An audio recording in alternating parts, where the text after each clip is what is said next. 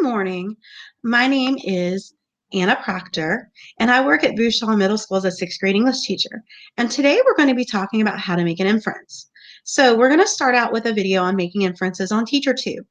So I would like you to pause and please go to the link that has been provided to you for making an inference on TeacherTube. Okay, so we're going to I want you to watch this video, and you will not be able to hear the sound on this, but I'm going to go through and explain it. After we watch it through once, I would like you to watch it through with the sound on again by yourself and try to answer the questions on your own. So here we go. So please click on the link and you're going to be watching this video. You will be able to hear the sound yourself after I go through it if you can watch it by yourself one time at least. It's best to watch these videos 2 or 3 times so that you remember how to make an inference or remember this English skill that's being taught.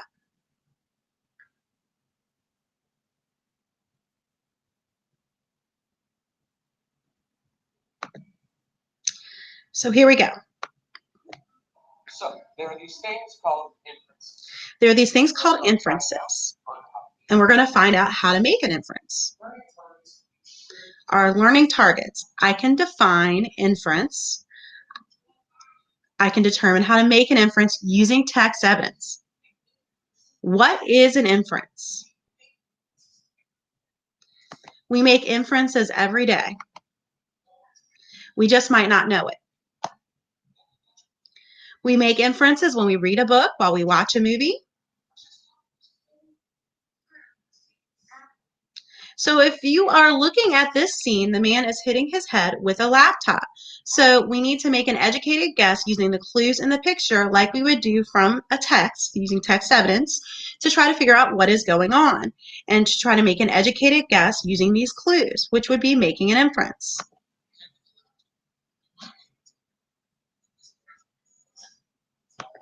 So, from the man hitting his head with his laptop, you might be able to infer that the man is very frustrated with his laptop. Here's another one. There's a bird and a man, and the bird is chasing the man.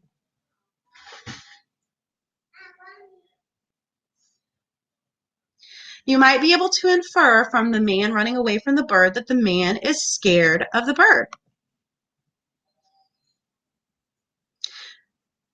So an inference is an educated guess which we make from evidence in front of us while accessing prior knowledge. We're going to go back and look at that again really quickly. If you can pause your video right there, go back a little bit here.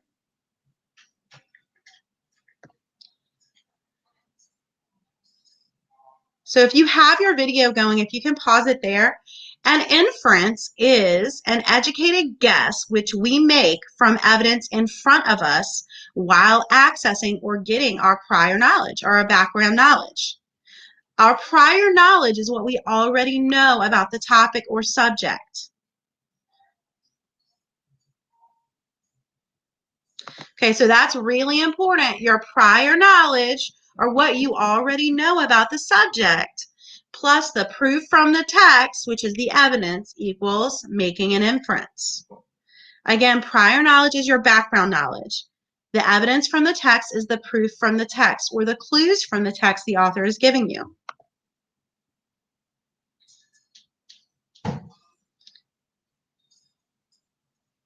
So it's your turn. We're going to pause the video, and in a complete sentence, I want you to write down an inference you can make from this scene using 1 to 2 pieces of text evidence.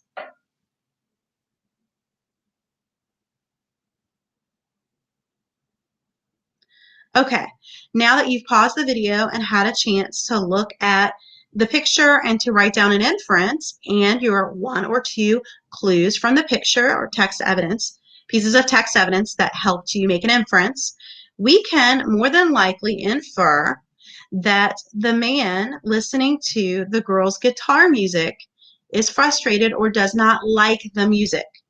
So looking at the picture carefully, there's a girl who's smiling with a guitar. We can make an inference that she's happy based on her smile and that she is playing music on the guitar. The man who is covering his ears, which is another piece of text evidence, seems to not want to hear the music and he is frowning, which is another piece of text evidence that shows us he is not happy or does not like listening to the music. So that's the inference we can make from this scene.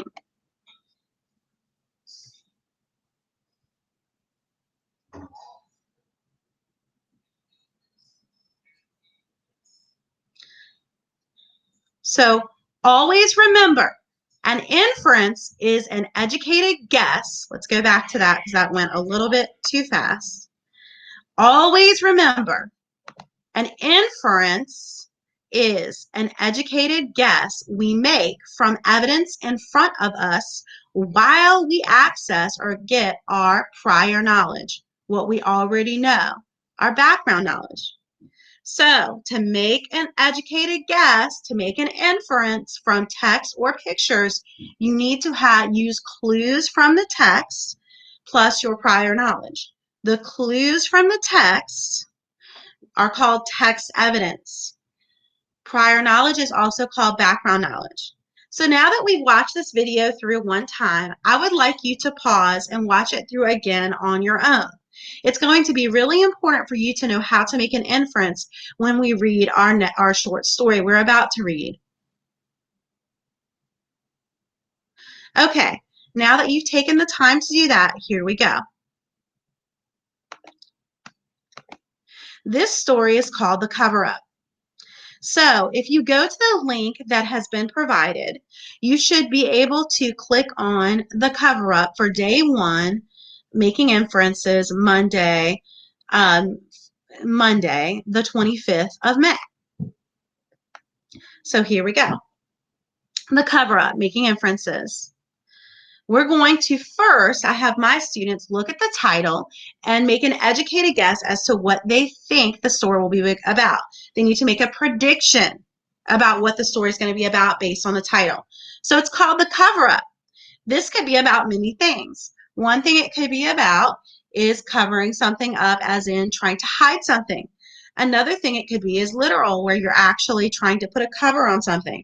So we're going to determine which one it is as we start to read. And we're going to figure out if our prediction, I'm going to make a prediction that this is about hiding something or trying to cover up something.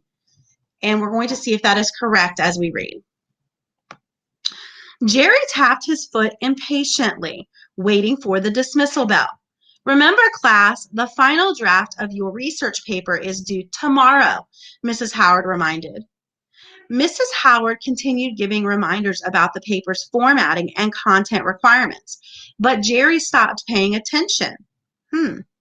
All he could think about was how fast he'd need to run to get home before his parents got off work. Most days, Jerry took his time returning home from school. He usually stopped at the video game store to check out the new games. However, today was different.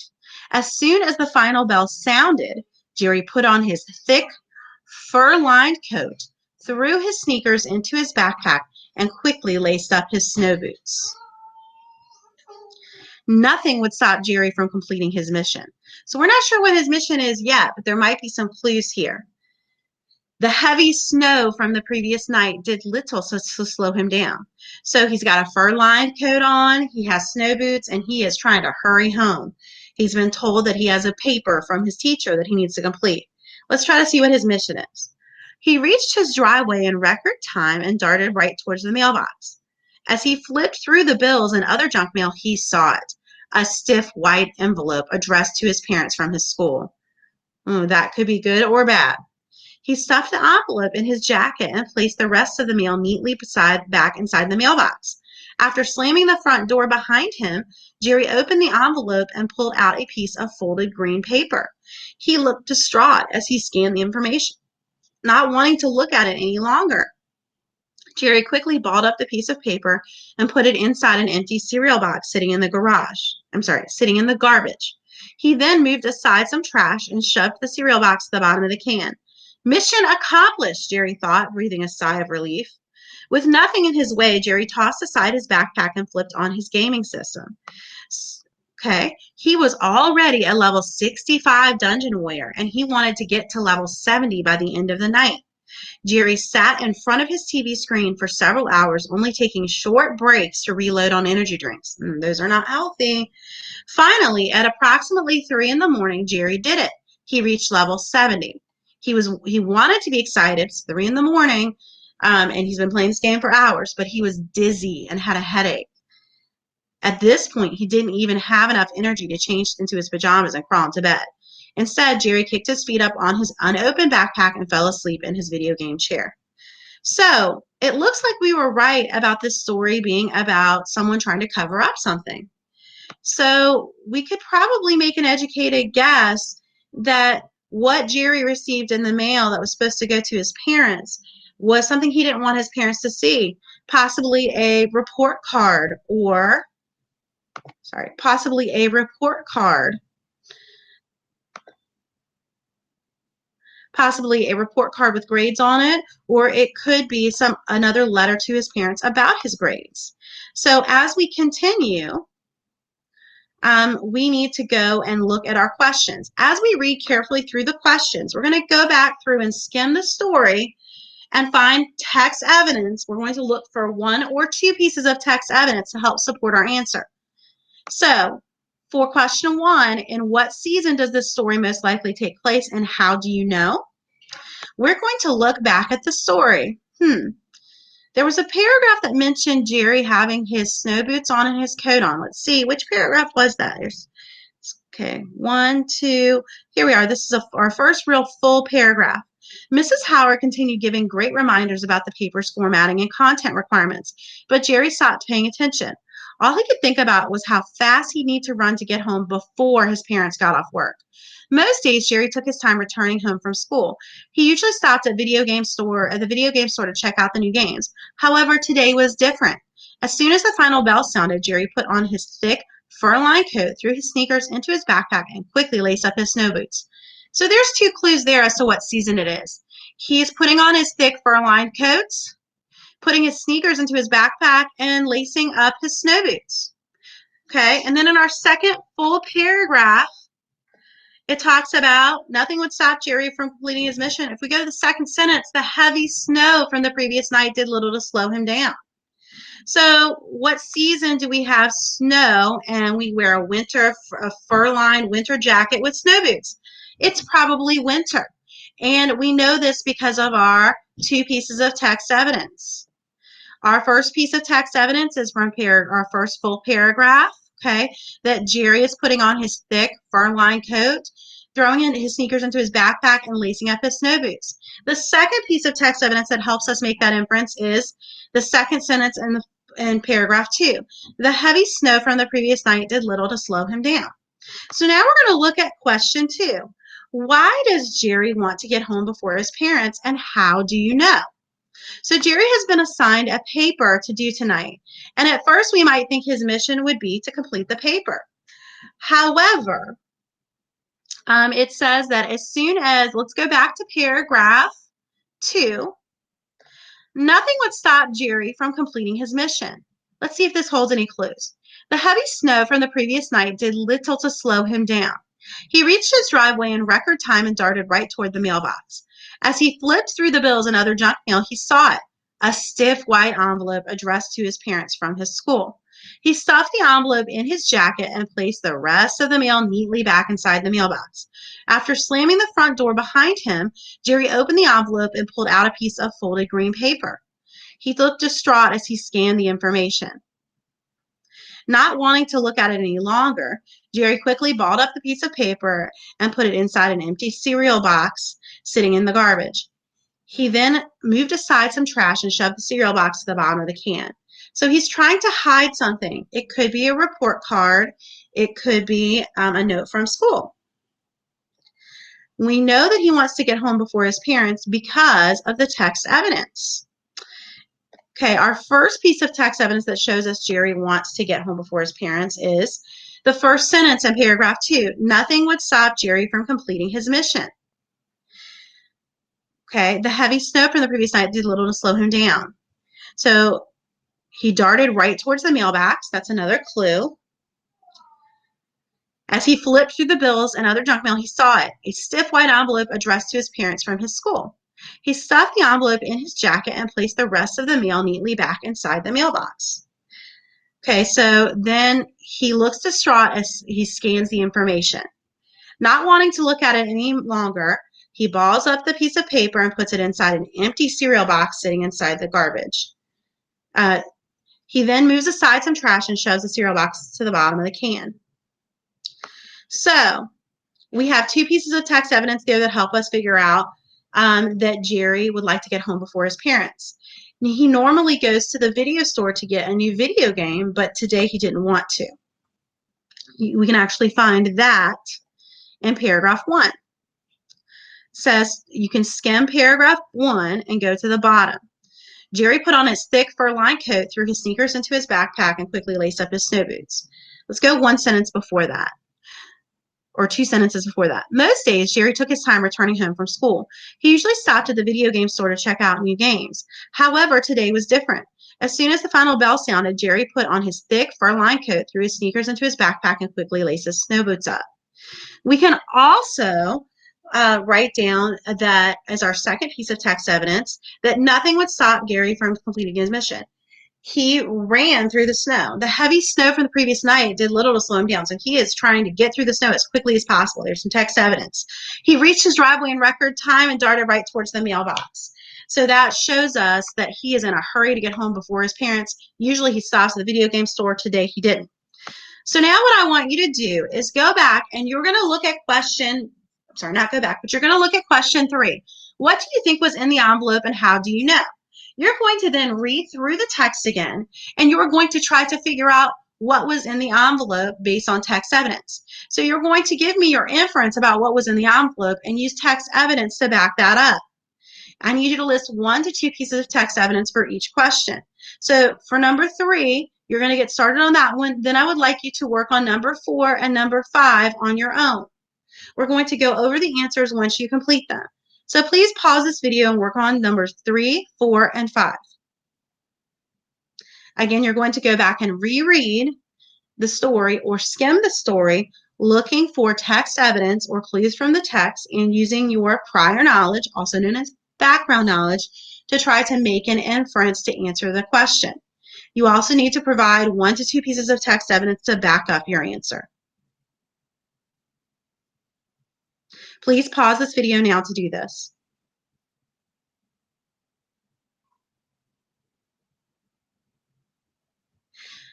Okay, now that you have paused the video and reread the story or skimmed the story to try to find text evidence to make an inference and answer the questions, we're going to go over the answers. So for number 3, the question is, what do you think was in the envelope and how do you know? So if you go back up and we go down to the second paragraph, let's go back and skim through it and try to find some text evidence that helps us figure out what's in the envelope. Okay, nothing would stop Jerry from completing his mission. The heavy snow from the previous night did little to slow him down. He reached his driveway in record time and darted right towards the mailbox. As he flipped through the bills and other junk mail, he saw it, a stiff white envelope addressed to his parents from his school. He stuffed the envelope in his jacket and placed the rest of the mail neatly back inside the mailbox. After slamming the front door behind him, Jerry opened the envelope and pulled out a piece of folded green paper. He looked distraught as he scanned the information. Not wanting to look at it any longer, Jerry quickly balled up the piece of paper and put it inside an empty cereal box sitting in the garbage. He then moved aside some trash and shoved the cereal box to the bottom of the can. Pause for 1 second. Let's think about what we've read.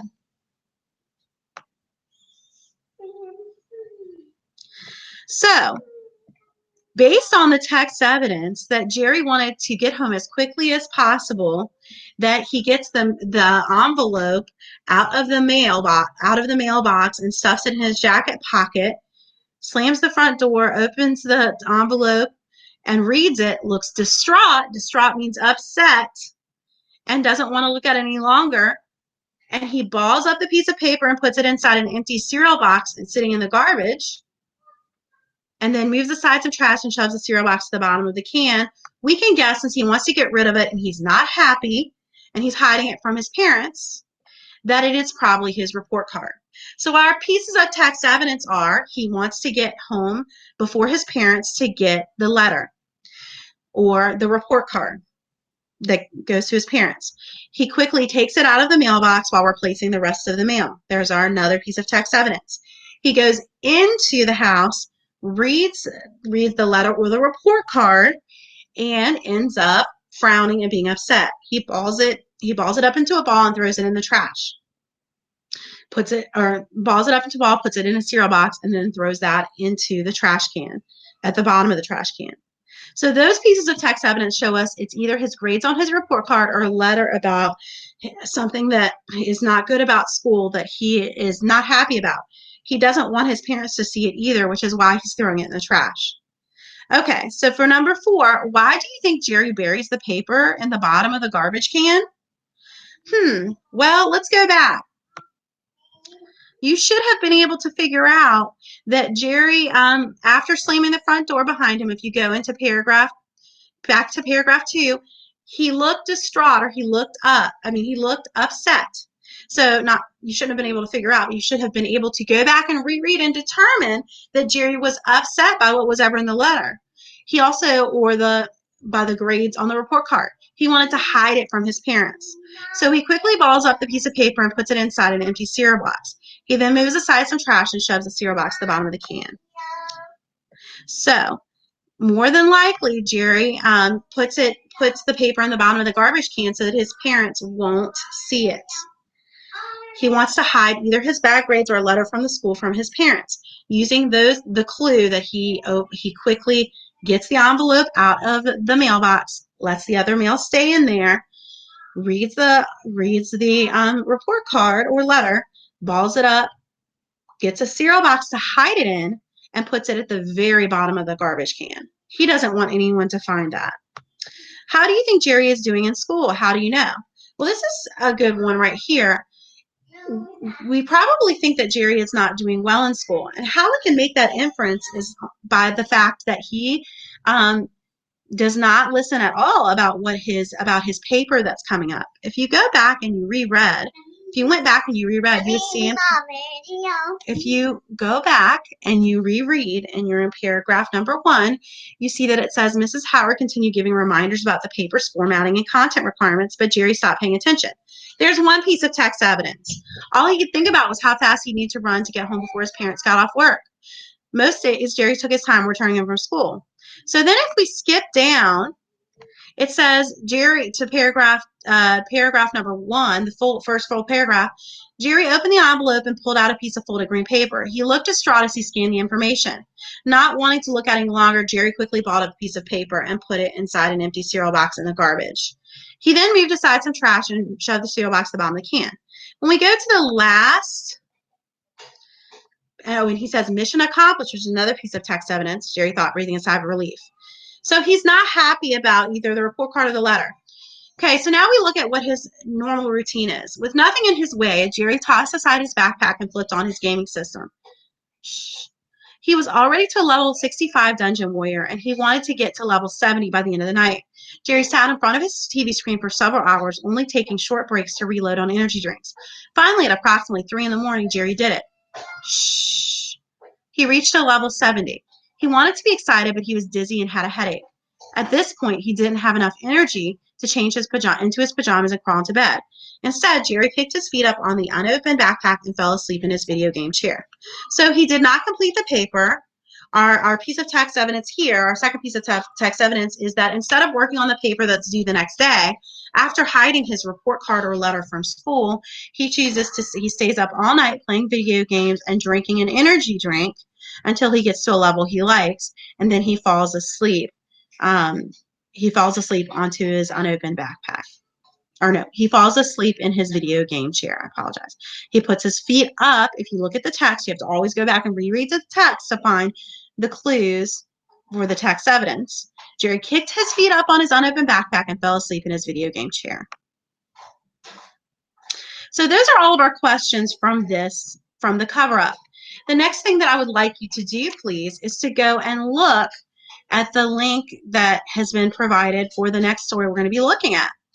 It's always important to read through a story more than one time, okay, in order to understand what it's about.